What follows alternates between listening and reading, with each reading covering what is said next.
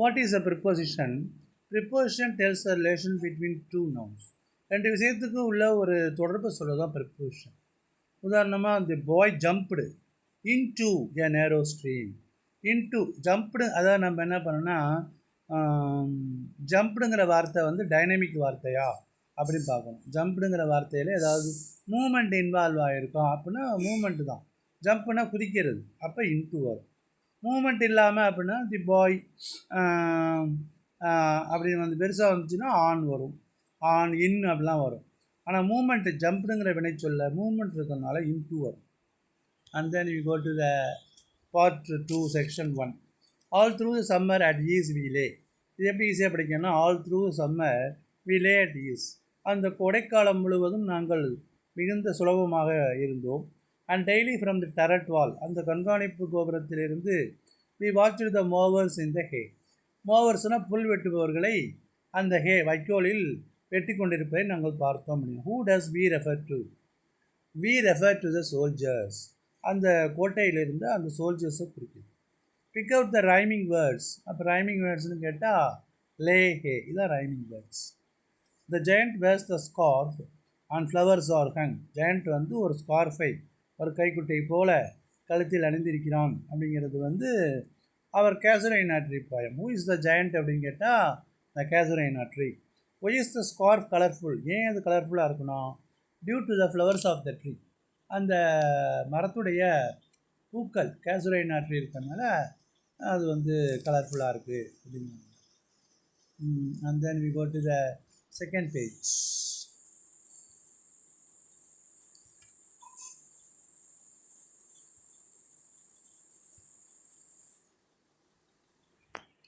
Question number 11. இது castle போயத்துலேருந்து வந்திருக்கு. Our gates were strong, our walls were thick. எங்களது கதவுகள் உறுதியாக இருக்கின்றன, எங்களது சுவர்கள் மொத்தமாக இருக்கின்றன, பளபளப்பாகவும் உயரமாகவும் இருக்கின்றன, யாரும் அதை தோற்கடிக்க முடியாது அப்படி சொல்லலாம். இதில் வந்து என்னென்னா கேட்டு வந்து ஸ்ட்ராங்காக இருக்குது, உயரமாக இருக்குன்னா ரைட்டு. ஏன் ஸ்மூத்தாக இருக்குன்னா பளபளப்பாக இருந்தால் யாரும் அதில் ஏற முடியாது. அந்த பாயிண்ட்டுக்கு தான் ஸ்மூத்துன்னு இருக்குது. ஸ்மூத்துனா வளவளப்பாக இருக்கிறது, வளவளப்பாக இருக்கிறதுனால காலை வச்சு வலிக்கி விடும், ஈஸியாக ஏற முடியாது. அப்போ how safe was the castle? என்ன ஆன்சர் எழுதணும்னா the castle was so safe. கொஸ்டின்லேருந்து ஆன்சர் எழுதணும். That no man could enter, யாரும் அதை நுழைய முடியாது. அல்லது no one could defeat the castle, யாரும் அந்த கோட்டையை தோற்கடிக்க முடியாது. அல்லது ஒரு பறவை தவிர வேறு யாருமே அதில் கால் எடுத்து வைக்க முடியாது. அந்தளவு கேட்டு வந்து ஸ்ட்ராங்காக இருக்குது. கதவுகள் மொத்தமாகவும் வளவளப்பாகவும் உயரமாகவும் இருக்கின்றன, அது எழுதப்படும். That no man could enter. அப்புறம் அலிட்ரேஷன் அப்படின்னா என்னன்னா ஆரம்ப வார்த்தைகளில் கான்சனன்ட் சவுண்டு ஒன்றா இருக்கும். அப்படி பார்த்தீங்கன்னா ஸோ ஸ்மூத், அப்போ அந்த ஸோ ஸ்மூத்து தான் அலிட்ரேஷன். டூவர்ஸ் டைரக்டட், இது கொஞ்சம் ஆரம்பத்திலே கொஞ்சம் கஷ்டம்தான், இருந்தாலும் ஒரு சிம்பிளான டைரக்ட் இன்டைரக்ட் கொடுத்துருக்காங்க. எப்படி எழுதுனா the pilot said to the passengers. Said to அதை வந்து டோல்டுன்னு மாற்றலாம் அல்லது இன்ஃபார்ம்டுன்னு மாற்றலாம். The pilot informed the passengers that the plane would land in Delhi at 9 PM அப்படின்னு எழுதணும். அதாவது இந்த பைலட் டோல்டுன்னு கூட போடலாம் அல்லது இன்ஃபார்ம்டு போடலாம். த pilot told the passengers that the plane வில்லை வந்து வுட்டுன்னு மாற்றணும்.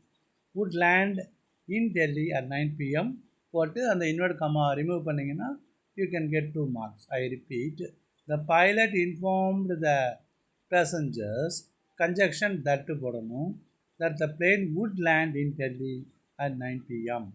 The pilot told போடலாம், informed போடலாம். The pilot informed the passengers that the plane would land in Delhi at 9 PM. அப்படின்னா right, you get 2 marks. Complete the sentence by choosing the correct form of words. நான் வந்து கிளாஸில் எவ்வளோ form of words நடத்தினேன், ஆனால் இது வந்து நடத்தலை. இதுவும் கொஞ்சம் கஷ்டமானது தான். They earn to earn more மணி.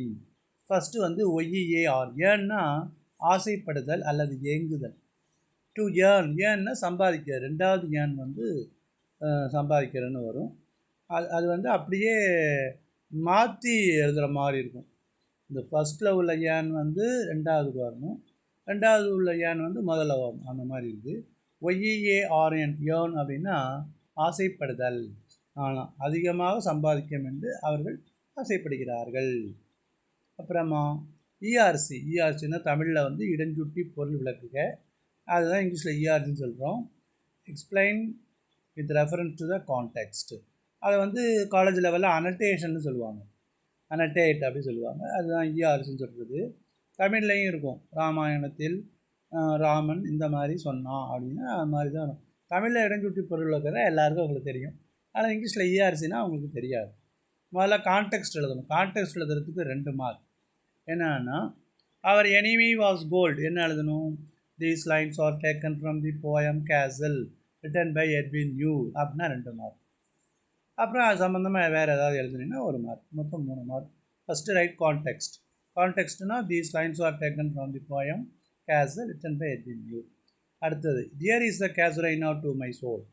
இது வந்து these lines are taken from the poem our casuarina tree written by Toru தத்.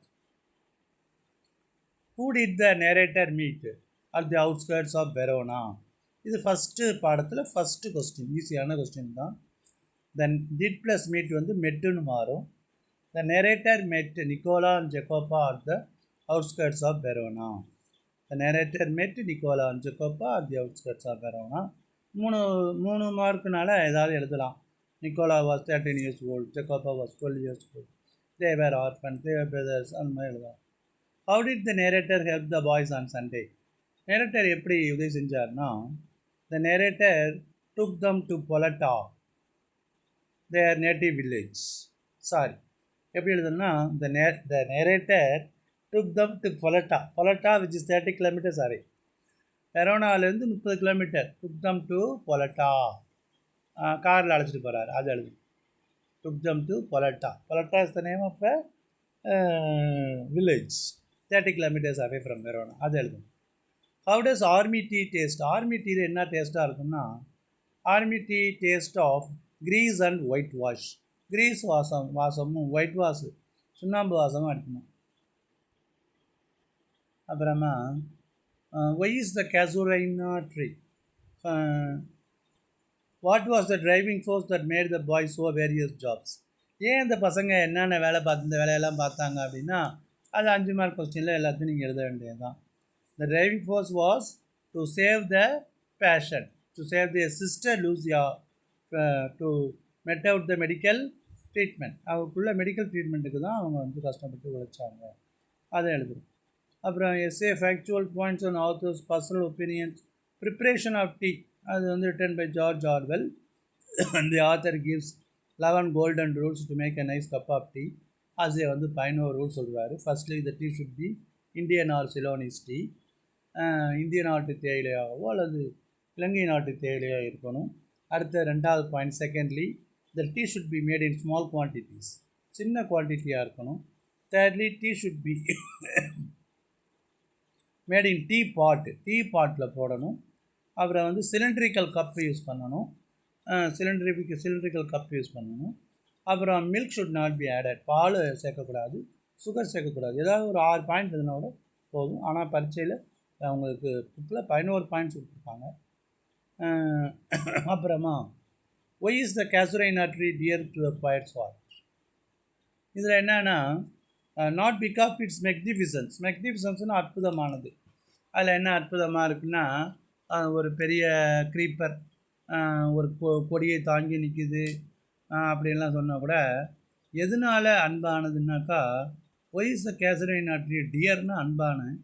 ஏன் அன்பாக இருக்குன்னு கேட்டால் என்ன சொல்லணும்னா, இந்த casuarina tree, there is a casuarina tree in the poet's garden. ஒரு செடி, ஒரு சவுக்கு மரம் இருக்குது. அந்த சவுக்கு மரத்தை பார்க்கும்போதெல்லாம் it brings the memories of your childhood. அவளது குழந்தை பருவ ஞாபகம் வருகிறது. அந்த குழந்தை பருவத்தில் they had played under the tree, அந்த மரத்தின் கீழே விளையாண்டுருக்காங்க. யாருன்னா அவங்க சிப்ளிங்ஸ்னால் brothers and sisters. Now they were dead, இப்போ வந்து அவங்க இறந்துட்டாங்க. அந்த அவங்களுடைய ஞாபகார்த்தமாக, அந்த ஸ்வீட் கம்பேனியன்ஸ் ஞாபகமாக அந்த கேசுரைனா ட்ரீ தான் இருக்குது. அதனால் இந்த casuarina tree is dear to the poet's heart அப்படின்னு எழுதணும். How safe was the castle, அது எழுதணும். ஒருத்தன் வந்து கோல்டுக்கு ஆசைப்பட்டான். அப்புறம் Aksionov story, Axinov, young merchant, he has 2 shops and a house of his own. எல்லாம் பாஸ்ட் டென்ஸில் எழுதணும். 2 கடையும் ஒரு வீடும் இருந்தது. One day he went to a fair. ஃபேர்னா சந்தை. மனைவி வந்து தடுக்கிறா. she had a bad dream. மீறிட்டு போகிறான். அவன் ஒரு அந்த இன்னில் தங்கும்போது fellow merchant was killed. A blood stained knife, ரத்த கரை படிந்த கத்தி, a blood stained knife was found in his baggage. அதனால் he was sentenced to 26 years in Siberia. இப்போ ரஷ்யாவில் உள்ள சைபீரியாவில் 26 வருடங்கள் அந்த சிறை தண்ணி அனுபவிக்கிறான். இப்போ மக்கருங்கிறவன் தான் உண்மையான கொலைகாரன். ஆனால் அவனை வந்து ஃபர்கிவ்ஸ்னு இருக்க ஃபர்கேவ்னு மாற்றணும்.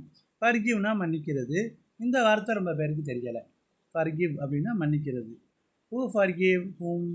ஆக்சினோ ஃபர்கேவ் மக்கர். அது அப்புறம் அந்த பை வந்து ஒரு 14-year-old bye. His father was running a circus வந்து லாஸ் ஆகிட்டு அதனால் போகும்போது கப்பல் உடஞ்சி போகுது. ஒரு லைஃப் போட்டில் ஹி ஸ்பெண்ட் 227 days. அந்த ரிச்சர்ட் பார்க்கர் அப்படின்னு ஒன்று இருக்குது. ரிச்சர்ட் பார்க்கர்னால் பெங்கால் டைகருடைய பேர். அது வந்து ஒரு செடேட்டட் போதையில் கொடுக்கணுன்னாலும் அது வந்து இவனை அட்டாக் பண்ணலை. கடைசியாக 2 பேர் பிரிஞ்சிடுறாங்க. அப்புறம் இந்த லெட்டர் ரைட்டிங் அவசியமாக கேட்டிருக்காங்க. லெட்டர் ரைட்டிங் ஆனால் ஏற்கனவே கேட்டது தான். என்னென்னா ரைட் ஏ லெட்டர், உங்களுக்கு மார்க் ஷீட்டு காணா போயிட்டு டூப்ளிகேட் மார்க் ஷீட்டு கேட்கணும். அல்லது நியூசன்ஸ், ரோட் சைடு வெண்டாஸ் வந்து அடிக்கடி இந்த பூ பார்த்திங்கன்னா நம்ம பஸ் ஏற இடத்துல பூக்காரவங்கெல்லாம் கடை போட்டிருப்பாங்க, சிக்கன் இதெல்லாம் போடுவாங்க. அந்த நியூசன்ஸை பற்றி கேட்டிருக்காங்க. That's all. தேங்க்யூ. அந்த ஃபஸ்ட்டு பார்ட்டு கூட நம்ம திருப்பி பார்க்கலான்னு நினைக்கிறேன்.